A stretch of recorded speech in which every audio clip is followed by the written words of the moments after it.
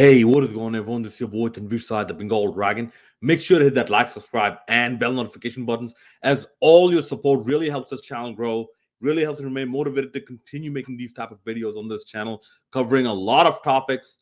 But for today, Bangladesh cricket, once again, as we are in cricket season, and yes, you are going to see a lot more cricketing videos coming out from me, especially given that we are weeks, if you will, away from the Asia Cup, the Bangladesh Tri Nation with New Zealand and Pakistan, and the ICC World T20, amongst other cricket matches. So you're going to see a lot more cricketing videos from me in this channel.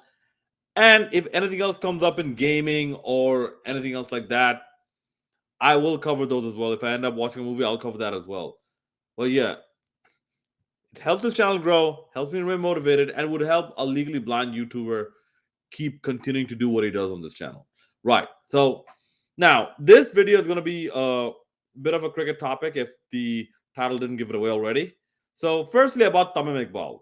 First of all, Tamim Iqbal announced his retirement from T20 cricket. What do I think of the decision? Um, I'm actually a bit indifferent to it because it seems Tamim Iqbal, he maybe has some issues outside of just playing internationals or something along those lines where he doesn't find the international schedule to be that conducive. Because if he was the international captain of T20, then I think that would have solved a lot of problems. Because one thing you saw in the ODIs is Tamim Iqbal's captaincy. And I mentioned this in a previous video. It's, I believe, his batting form combined with his captaincy that earned him man of the series. Okay. But at this point, I'm indifferent to it because you can't expect Tamim Iqbal to come back and then suddenly solve each and every problem that Bangladesh T20 has been having of late. It's a move. It's a good move, a bad move. I'm like I said, I don't have that much of a strong opinion towards it because I feel that honestly, Bangladesh, they need to look outside of Tamim, Shakib, Mahmudullah, Mushfiq right now because those boys are on their way out. They're in their mid 30s. They're on their way out. How long do you want them to hold down the fort? Let's talk about Tamim Iqbal's mindset and captaincy. He actually showed that he understands this Bangla wash against West Indies is not a big deal. Why it is not a big deal? Because these were in very spin friendly conditions. Even Cricinfo has an article about this. Tamim Iqbal understands that not to let this 3-0 victory get to their heads because in other conditions, the games will not be that easy. This is why the South Africa series win was much more significant than the West Indies series win. Tamim Iqbal is cognizant of that, which shows that he is a thinking captain, which shows that he is a realistic captain, and also which shows that he is the right person to actually lead us to the 2023 World Cup that's taking place in India right now. And it also shows, combined with other pieces of information, that BCB are now actually planning properly for the 2023 World Cup. Like they're testing out some players, seeing their bench strength. Although I would have appreciated if they saw their bench strength. They tested their bench strength a bit more. I'm still a bit angry about Anamul Haq not playing. At least they got to see Tajul Islam. That was good. They have the winning mindset. That was good. And Bangladesh, even their coaches are starting to get a bit more confident that Bangladesh will do something positive in the 2023 World Cup. Now, will they win? Most likely not, because this is taking place in India. And India are the strongest side in Indian conditions. Although I have a hunch that India are not going to win this World Cup, the 2023 World Cup. I have a hunch it's going to be someone else. And also, how they handle Pakistan's presence in India, that will be very interesting to see. Because honestly, to see this type of treatment, befalling Pakistan, it's actually very sad that politics controls so much of the sport in India. It's to the point that if you remove the politics from the sport, you remove the money as well. So it's to a point where you cannot separate the politics from the sports in India, especially in cricket, and especially when it comes to Pakistan. And also, I would like to congratulate Pakistan on a historic win in Gaul that just happened like hours ago. And like world cricket, they need to look at what Pakistan is doing, you know, almost in a way that is in defiance of the BCCI. It's almost Pakistan is saying that, okay, you're going to ostracize us. We don't need you. Like BCCI, we don't need you. We'll handle everything on our own.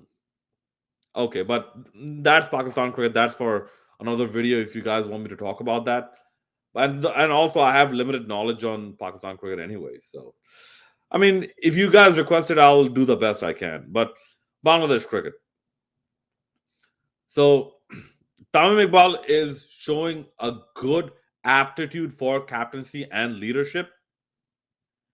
And also, there's some good news in terms of like, people like Hassan Mahmood might be coming back as well. So that'll only bolster our pace bowling department. We still don't have that leg spinner, which I really hope the BCB, with their decentralization, finally, finally seeing the light of day. Maybe we will see some leg spinners coming out of the different areas of Bangladesh instead of just left arm spinners and right arm spinners. Okay. Now, the Mahmudullah issue. Okay. Um, if you are following the Bengali news reports, um, you'll see that, or you'll know that Mahmudullah's averages and whatnot, strike rate and whatnot, they all took a hit after he became captain. And in the last 13 outings or something, Bangladesh only won one T20 match, which does not look good on Mahmudullah. Honestly, it really does not look good on Mahmudullah. Be it whatever conditions, be it like, some players being available, not available, whatever, man. The fact remains that Mahmudullah was not able to at least do his part and hold down the fort while batting. Was not able to do that part.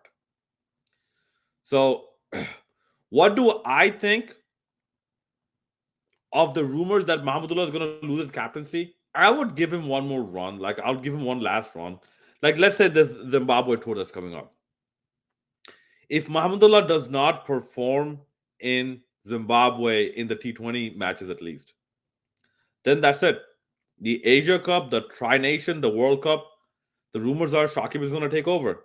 Okay, have him take over. However, if Mahmudullah finally gets the formula right and shows an incredible performance in the T20s against Zimbabwe, then yes, I would say stick with Mahmudullah for a bit longer. Then have that discussion.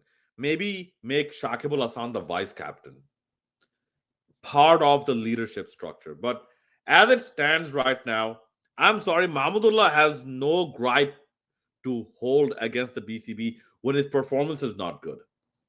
If his performance is not good, then I'm sorry. After having a discussion, like just respectfully step out. And the Virat Kohli incident, this whole thing with Virat Kohli, that BCCI are considering dropping him and whatnot. This just goes to show you, okay?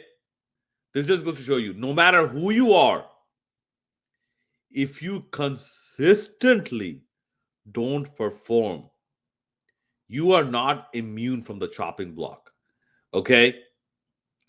Virat Kohli's legendary status, all it did is prolong the allowance of him not performing before this discussion could have happened.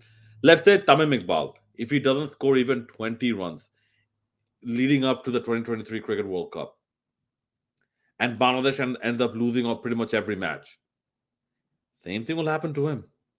People will say, remove him from captaincy. People will say, drop Tamim Iqbal. All players all around the world, especially in Bangladesh, they need to understand that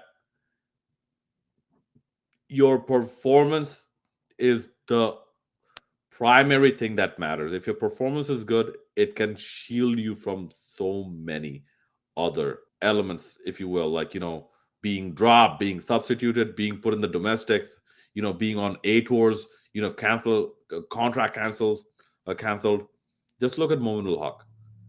His impeccable form just prolonged his allowance of performing poorly. And one more thing, it looks like Bangladesh's FTP moving forward is going to be a lot more generous in terms of Test ODIs and I believe even T20. So that's also looking good for Bangladesh. The legendary batch, Tamim, Mushfiq, Mahmudullah, Shakib, they'll be around for a while, but I don't think they'll be around towards the end of that FTP program. But by that time, we will get people like Litan Das and Mustafizur Rahman and Mehdi Hasan Miraz, much more established. So those are my thoughts on the recent happenings of Bangladesh cricket as of right now, July 20th, 2022. Let me know your thoughts on these issues and anything else you'd like me to speak about. It's your boy Tanveer Saad, the Bengal Dragon, signing out. Make sure to hit that like, subscribe, and bell notification buttons.